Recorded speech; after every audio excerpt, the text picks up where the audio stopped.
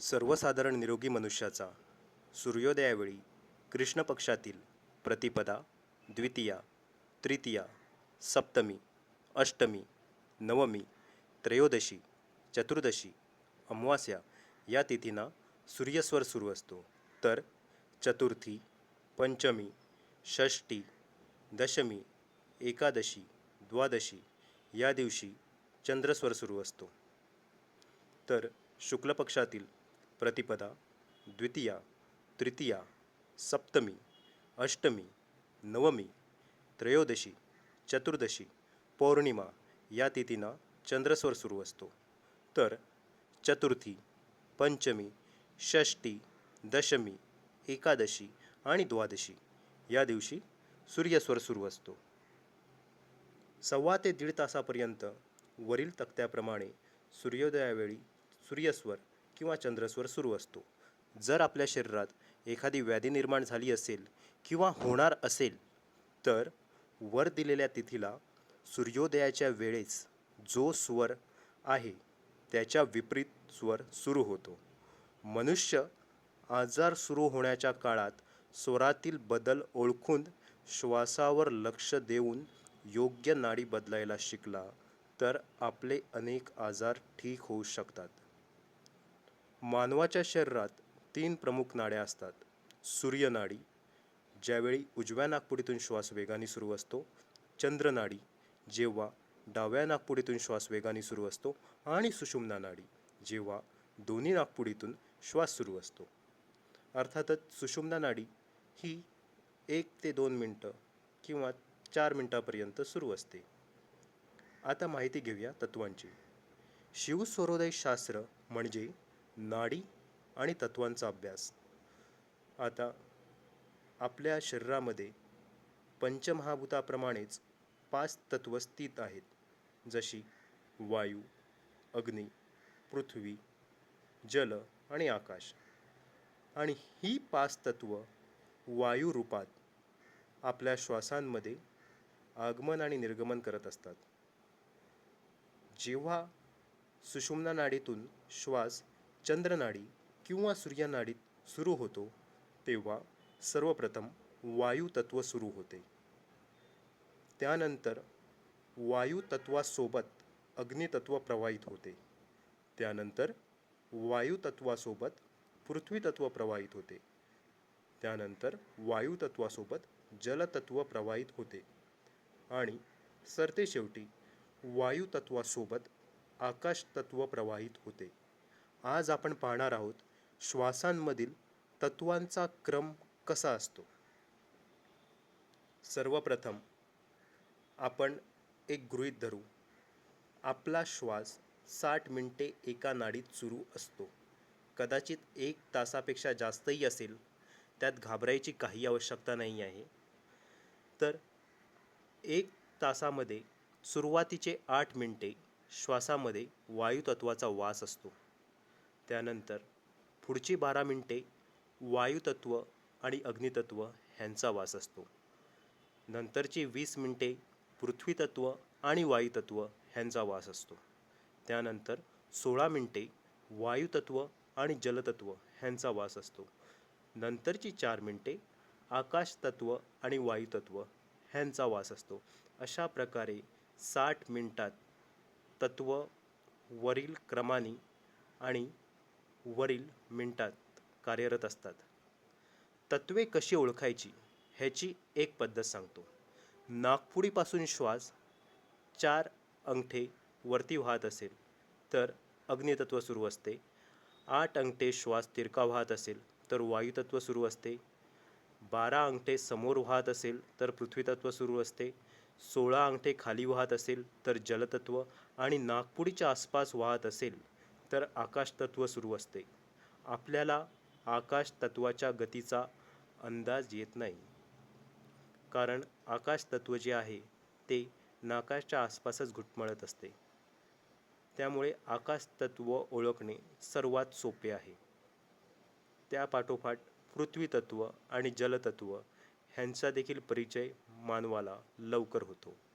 अवघड असते ते अग्नितत्व ओळखणे.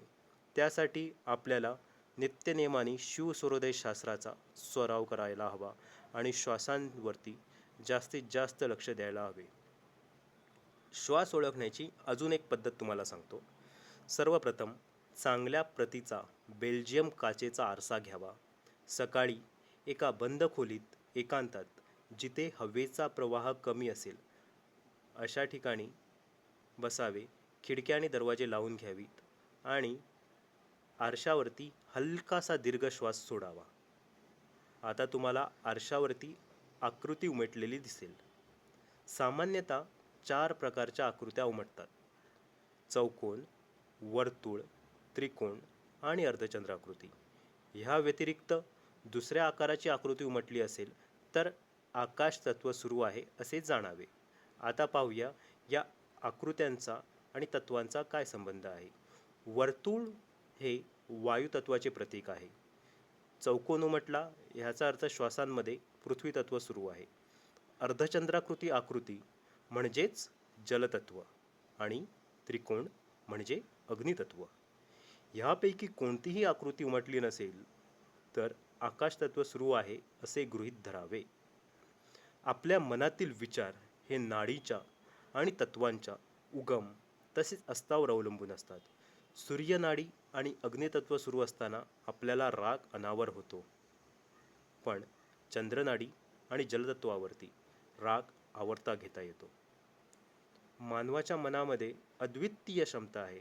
मनुष्य श्रवण, मनन, चिंतन आणि ध्यान ह्यांच्याद्वारे शरीरातील नकारात्मकता कमी करू शकतो. अज्ञानाचा काळोख नष्ट करू शकतो.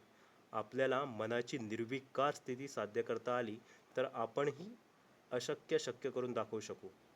शिवसूर्योदय शास्त्राचा नीट अभ्यास केल्यास आपल्याला बऱ्याच वेळा जाणवते की योग्य नाडी व योग्य तत्वावर आपण एखादे कार्य करण्यास घेतले तर अकस्मात सुषुम्ना नाडी श्वास सुरू होतो. ह्याचा अर्थ आपल्याला त्या कार्यात काहीतरी अडथळा येणार आहे ह्याचे संकेत सुषुम्ना नाडी देते. ह्याचा अर्थ सुषुम्ना नाडी वाईट आहे का? तर तसे नाही. सुषुम्ना नाडी ही शुभ आहे, पण कोणत्या कार्यांसाठी? जप, नामस्मरण, दानधर्म सुषुम्ना नाडीवर केल्यास त्याचे अगणित फळ मिळते. तसेच सुषुम्ना नाडी सुरू असताना आपला वैश्विक शक्तीशी थेट संवाद होत असतो.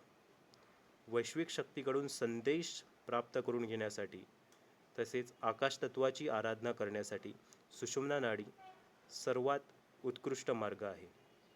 आकाश तत्वामध्ये प्रचंड ज्ञान लपलेले आहे, त्यामुळे सुषुम्ना नाडीच्या माध्यमातून आपण आकाश तत्वावरती अगणित ज्ञानप्राप्ती करू शकतो.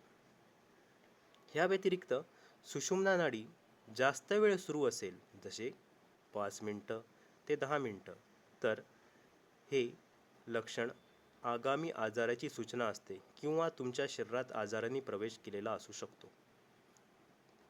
ही गोष्ट आपण नेहमी ध्यानात ठेवावी, जेणेकरून आपल्याला निरोगी व तंदुरुस्त राहता येईल. तसेच एखादा आजार आपल्या शरीरामध्ये नुकताच प्रवेश करत असेल तर आपण त्या आजारावरती मात करू शकतो. आता आपण पाहूया मनुष्य देहातील तत्वांचे स्थान. मनुष्य देह पंचतत्वांचे प्रतीक आहे. त्यापैकी पृथ्वी तत्व हे तत्व आपल्या शरीरात 30% आहे. ज्याप्रमाणे पृथ्वी तलावर 30% भूभाग जमिनीने व्यापलेला आहे, तसाच आपल्या शरीरात 30% भाग पृथ्वी तत्वाने व्यापलेला आहे. पृथ्वी तत्वात त्वचा, मांस, हाडे, केस, नखे ह्यांचा समावेश होतो. आता माहिती घेऊया जलतत्वाची. ज्याप्रमाणे पृथ्वी तलावर जवळपास 70% जलतत्व आहे, तसेच आपल्या शरीरात देखील 70% भाग जलतत्वाने व्यापलेला आहे. रक्त, वीर्य, घाम, मूत्र, लाळ ह्यांचा यात समावेश होतो. आता पाहूया वायुतत्वाची माहिती. वायुतत्वात शारीरिक क्रिया जसे चालणे, धावणे, उठणे, बसणे ह्यांचा समावेश होतो. आता घेऊया आकाशतत्वाची माहिती.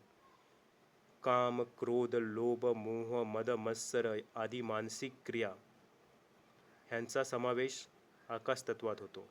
आपल्या भावना देखील आकाशतत्वाशी निगडीत आहेत. आता माहिती घेऊया अग्नितत्वाची. अग्नितत्व म्हणजे शरीरात असलेला उत्साह. जर आपल्या शरीरात अग्नितत्वाचा अभाव असेल तर जांभई येणे, आळस वाटणे, भूक न लागणे, सतत तहान लागणे, त्वचा निस्तेज होणे इत्यादी लक्षणे आपल्याला जाणवतात. आता पाहूया तत्वांची स्थाने आणि त्यांची चव. सर्वप्रथम पाहूया पृथ्वीतत्व. पृथ्वीतत्व हे कंबर आणि गुडघ्याच्या ठिकाणी स्थित असते. त्याची चव गोड असते. जर आपल्याला कंबर आणि गुडघ्याशी संबंधित काही आजार जाणवत असतील तर पृथ्वीतत्व असंतुलित असते. जेव्हा पृथ्वीतत्व संतुलित होते त्यावेळी आपल्याला ते आजार शरीरातून नष्ट झालेले जाणवतात. दुसरे तत्व आहे जलतत्व.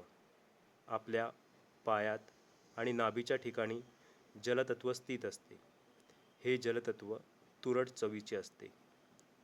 ह्या भागांशी संबंधित आजार जर आपल्याला असतील ह्याचा अर्थ आपले जलतत्व असंतुलित आहे.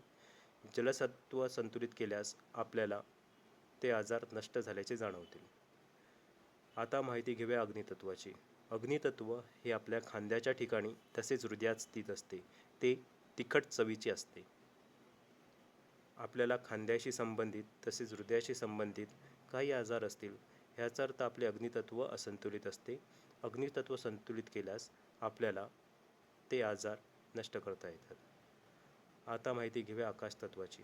आकाशतत्व हे मस्तकाच्या ठिकाणी स्थित असते आणि त्याची चव कडू असते. आकाशतत्व हे आपल्या मानसिक आरोग्याशी संबंधित आहे.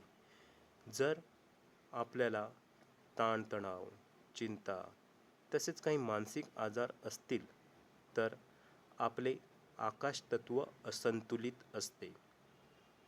ज्यावेळी आपण आकाशतत्व संतुलित करू त्यावेळी आपले मानसिक आजार, ताणतणाव, चिंता तसेच मनातील द्वेष तसेच षड्रिपू ह्यांसारख्या भावना नष्ट होतात आणि मनाला एक प्रकारची शांती लाभते. मुळात आपले उद्दिष्ट हेच असले पाहिजे, शरीरातील पंचतत्वे संतुलित करून आपल्याला विकास साधायचा आहे. आध्यात्मिक विकास, सामाजिक विकास, आर्थिक विकास आणि शारीरिक विकास या सर्व प्रकारच्या विकासांची आपल्याला शिवसूर्योदयशास्त्र हमी देते. अर्थात आपल्याला नित्यनेमाने सराव केला पाहिजे तरच हे लाभ आपण प्राप्त करू शकतो. हा झाला शिवसूर्योदय भाग दुसरा. आता आपण पुढच्या भागामध्ये पाहणार आहोत त्राटक विद्येची माहिती. धन्यवाद.